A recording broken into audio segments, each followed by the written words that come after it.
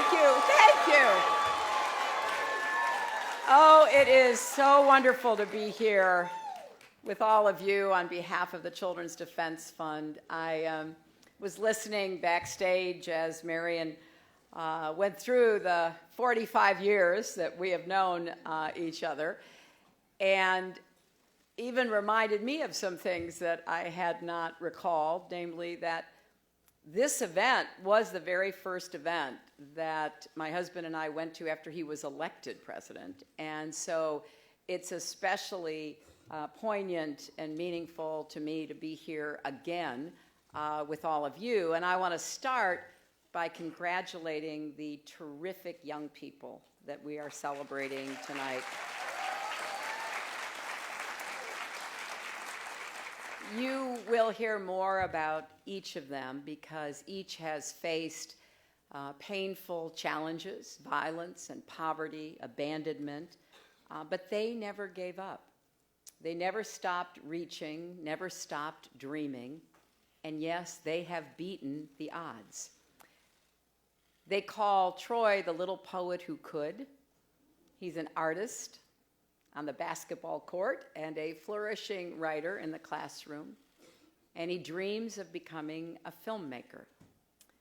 Bethany lived in one foster home after another, but with the help of a wonderful teacher and her own determination, she is thriving and hopes to become a doctor so she can care for others.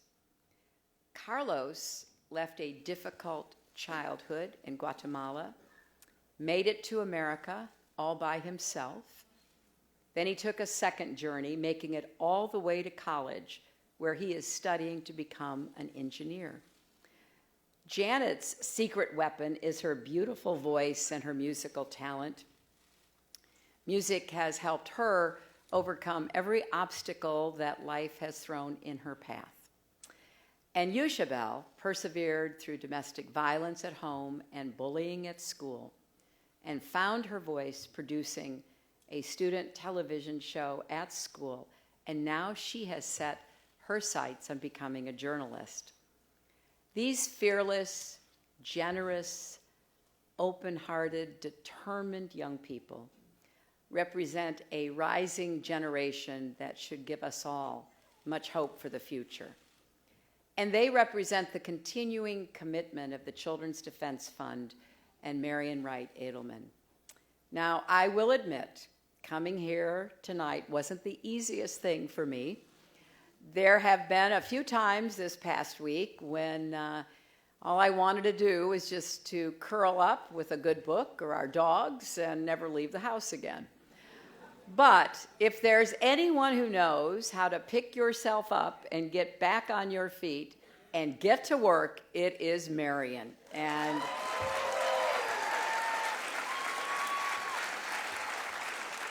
she has been doing it all her life, and she has been helping the rest of us do it too. I am as inspired by Marian today as I was the first time I met her 45 years ago. And she told the story. I was a young law student. I had lots of hopes and expectations about what a law degree would enable me to do. I had the words of my Methodist faith ringing in my ears: do all the good you can for all the people you can in all the ways you can, as long as ever you can. And she was the crusading legal activist, also a graduate of Yale Law School. And she was translating her faith into a life devoted to children's service and social justice. Observing that, being part of that, is one of the greatest gifts anyone has ever given me. Because I often thought about Marian's journey, about the stony roads she walked, the bitter rods she endured, and how she never lost her faith and kept her eyes on the prize. I think of her taking the bar exam in Mississippi, the first black woman ever to do so, and then opening offices for the NAACP and a Head Start program for children who desperately needed it. I think of her with Robert Kennedy in a tiny shack in the Delta, opening his eyes to the realities of poverty in America. I think of her with Dr. Martin Luther King Jr., starting the Poor People's Campaign and dreaming of an America of equality and opportunity. You have to look at Marion's life and ask, how did she beat the odds? When so many gave up the hopes of those early days. For Marion, it has always been about children and families. That's what matters, and that's what has kept her going. Helping to open public schools to children with disabilities in the 1970s, an effort I was honored to be part of. Working to expand Medicaid in the 1980s to cover more pregnant women and more children in need. Standing with me and others in the 1990s to create the Children's Health Insurance Program, improve foster care, and create early Head Start. Fighting in recent years to build a bipartisan movement to dismantle the school-to-prison pipeline and reform our criminal justice system, especially for juveniles, and spending countless hours mentoring and training the next generation of leaders and activists at Haley Farm. Under Marion's leadership, the Children's Defense Fund works to give every child a healthy start, a head start, a fair start, a safe start, and a moral start in life. And I cannot think of a more noble or necessary mission. No matter what the setbacks, she has always believed in the words of Dr. King, often repeated by President Obama, the arc of the moral universe is long, but it bends toward justice. Now, sometimes it can feel awfully long. Believe me, I know. But I also know it does bend. It bends toward justice because people like Marion and so many of you, and there are people in this audience I have had the privilege of working with and admiring for so many decades. You refuse to stop pushing, and when you get knocked down, you get back up. I often quote Marion when she says that service is the rent we pay for living. Well, you don't get to stop paying rent just because things don't go your way. I know many of you are deeply disappointed about the results of the election. I am too, more than I can ever express. But as I said last week, our campaign was never about one person or even one election. It was about the country we love and about building an America that is hopeful, inclusive, and big-hearted. I didn't get into public service to hold high office.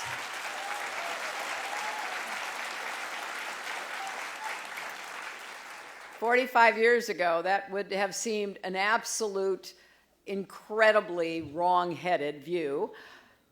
But I did decide to be an activist, to use my law degree to help kids. Every child deserves to have the opportunity to live up to his or her God-given potential. And I believe the measure of any society is how we treat our children. And as we move forward into a new and in many ways uncertain future, I think that must be the test for America and for ourselves. Despite the progress, and we have made progress under President Obama, more than 31 million children still live at or near poverty in America. And I hoped to have had the opportunity to build on the progress that President Obama has made, because I know that we are stronger together when we are lifting each other up. And let's be clear, when I talk about children in or near poverty, this isn't someone else's problem. These aren't someone else's children. This is America's problem because they are America's children. Child poverty isn't just an urban challenge or a Black or Latino challenge, although children of color continue to suffer disproportionately from high rates of poverty. But make no mistake, there are poor children of every race and ethnicity. 3 out of every 10 white children in America are at or near poverty. That is more than 11 million kids.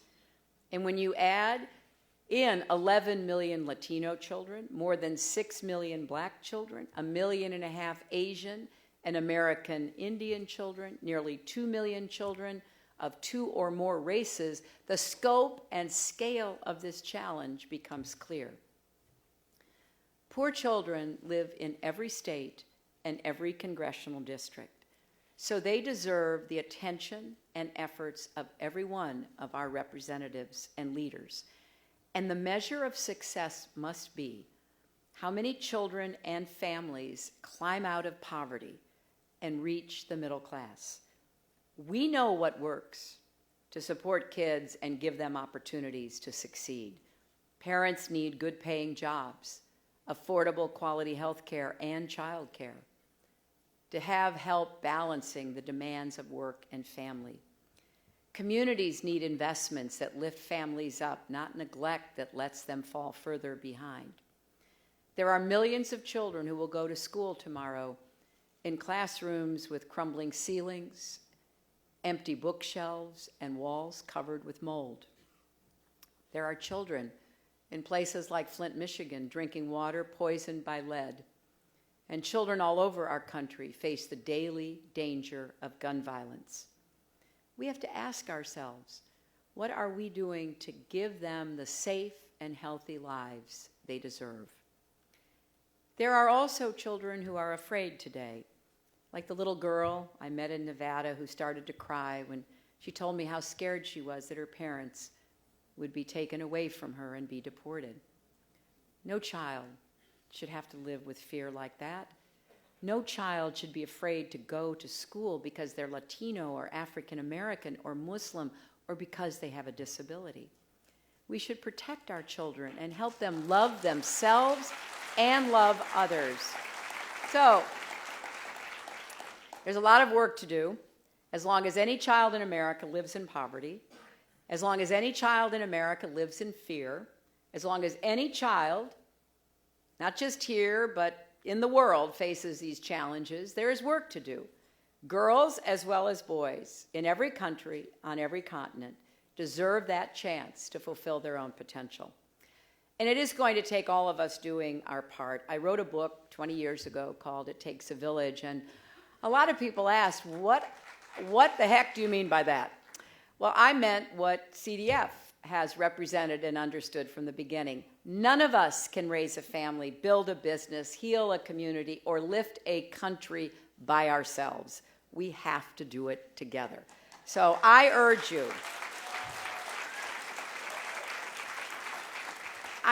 you, please don't lose heart. Don't give up on the values we share. Look at the young people we are honoring tonight. If they can persevere, so must all of us.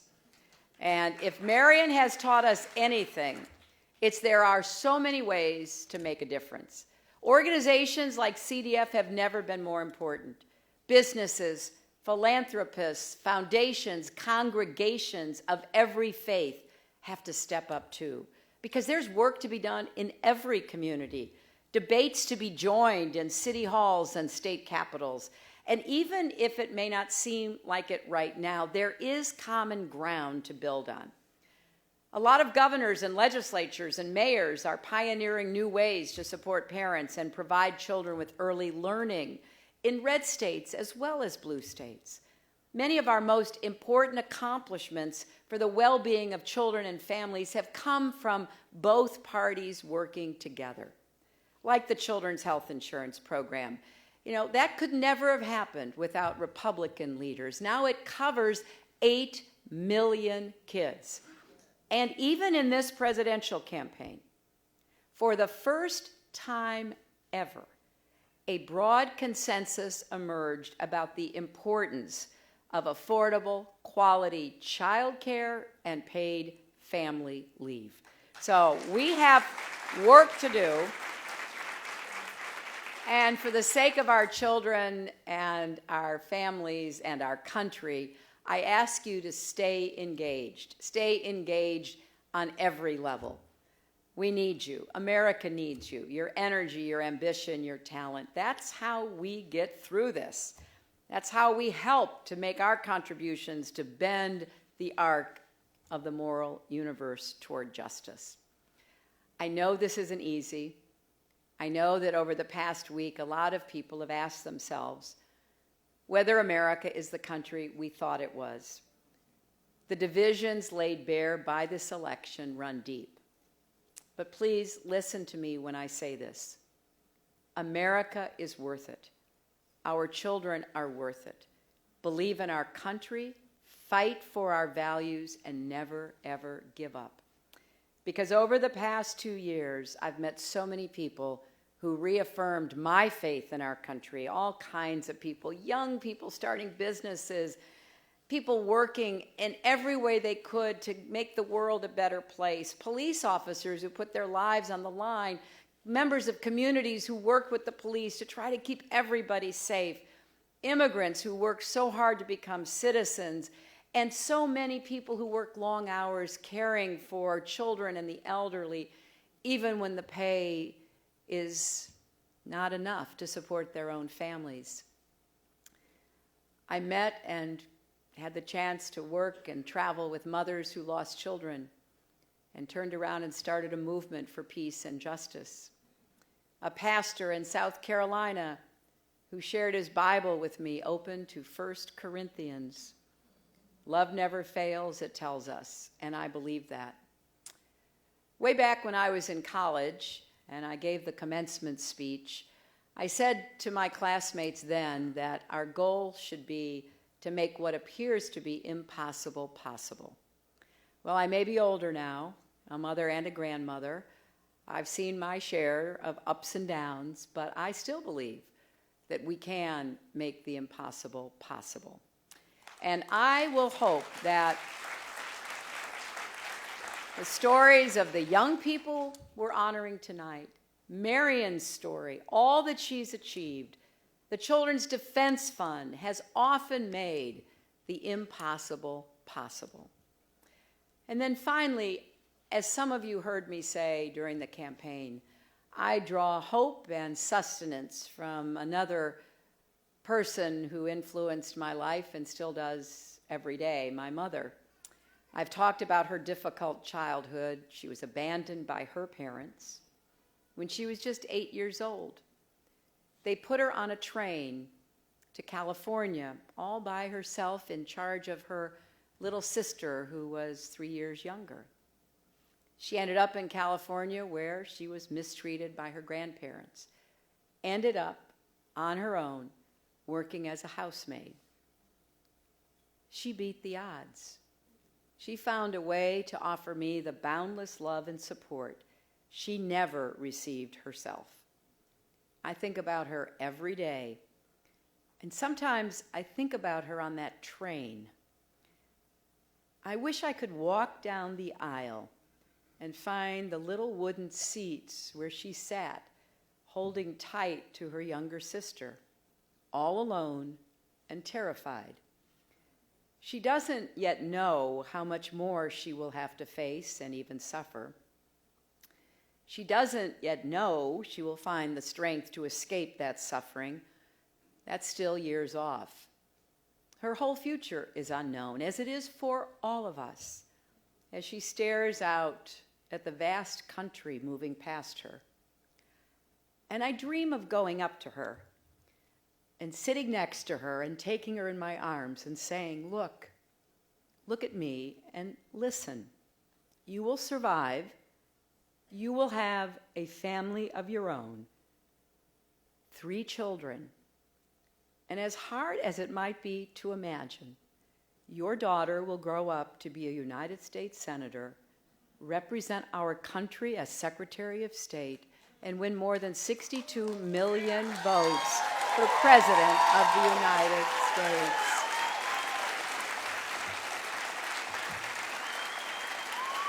Now,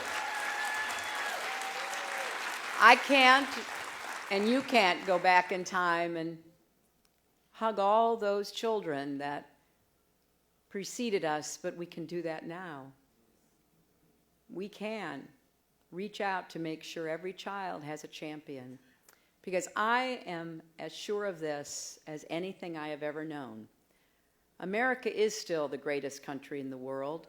This is still the place where anyone can beat the odds. It's up to each and every one of us to keep working to make America better and stronger and fairer. Thank you. God bless you, and God bless the work of the Children's Defense Fund.